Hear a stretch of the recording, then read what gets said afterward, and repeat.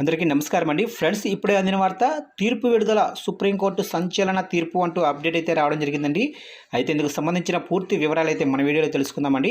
Video మాత్రం ఎక్కడా skip చేయకుండా చూడండి ఫ్రెండ్స్, అప్పుడే మనకి పూర్తి సమాచారం అయితే తెలుస్తుంది. ఇక లేట్ చేయకుండా వివరాల్లోకి వెళ్ళిపోదాము. ఇక లిక్కర్ స్కామ్లో అరెస్ట్ అయ్యి జైల్లో ఉన్న ఎమ్మెల్సీ కవితకు భారీ ఊరట లభించింది. ఆమెకు బెయిల్ మంజూరు చేస్తూ సుప్రీంకోర్టు తీర్పు చెప్పింది. ఇక కవిత మార్చి 15వ తేదీ నుంచి తీహార్ జైల్లోనే ఉన్నారు. ఆమె ఆరోగ్యం కూడా క్షీణించింది. ఢిల్లీ లిక్కర్ స్కామ్ కేసులో నిందితురాలుగా ఉన్న వారికి వరుసగా బెయిల్ వస్తున్నాయి. ఢిల్లీ మాజీ డిప్యూటీ సీఎం సిసోడియాకు ఈ మధ్య బెయిల్ వచ్చింది. కవిత తరపున ప్రముఖ లాయర్ ముకుల్ రోహత్గి వాదనలు వినిపించారు.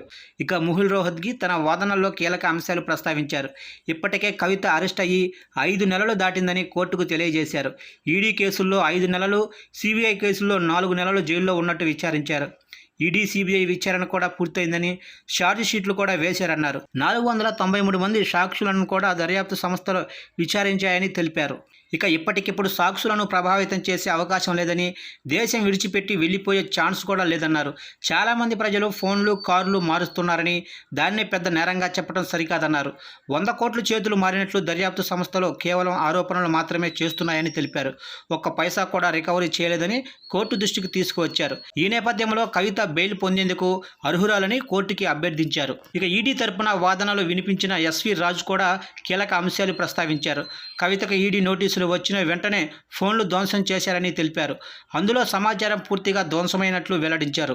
వాటిని ఫార్మాట్ చేసి ఇంట్లో పని మనుషులకు ఇచ్చారని అన్నారు. విచారణ సమయంలో కవిత దర్యాప్తు అధికారులకు సహకరించలేదని కోర్టుకు తెలిపారు.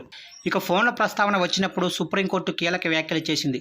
చాలామంది ఫోన్లు, కార్లు మారుస్తారని కవిత తరపు న్యాయవాది వాదిస్తుంటే రోజు ఇలా మారుస్తారా అని ప్రశ్నించారు. ఫోన్లు మార్చడం కామన్ కాదన్న ఈడీ న్యాయవాది ఈ కేసులో కావాలనే సాక్ష్యాలను కవిత నాశనం చేశారన్నారు. ఫోన్లలో డేటాను డిలీట్ చేయడం వేరు, పూర్తిగా తుడిచివేయడం వేరని అన్నారు. కవిత మాత్రం కావాలనే ఫోన్లను ఫార్మాట్ చేశారని, ఆమె ఇచ్చిన ఫోన్లలో 10 రోజుల డేటా మాత్రమే రికవరీ చేయగలిగామని ఈడీ తరపు న్యాయవాది కోర్టుకు తెలిపారు. ఇరు వర్గాల వాదనలు విన్న న్యాయస్థానం కేసు విచారణ పూర్తయిందని భావించి ఆమెకు బెయిల్ మంజూరు చేస్తూ తీర్పు వెల్లడించారు. దీంతో బీఆర్ఎస్ వర్గాల్లో ఆనందోత్సవాలు వెల్లివిరిశాయి. కవితకు వచ్చే వారంలో బెయిల్ వస్తుందని గత నెలాఖరులో కేటీఆర్ ఆశాభావం వ్యక్తం చేశారు. అనుకున్నట్టుగా బెయిల్ రాలేదు. విచారణ వాయిదా పడింది.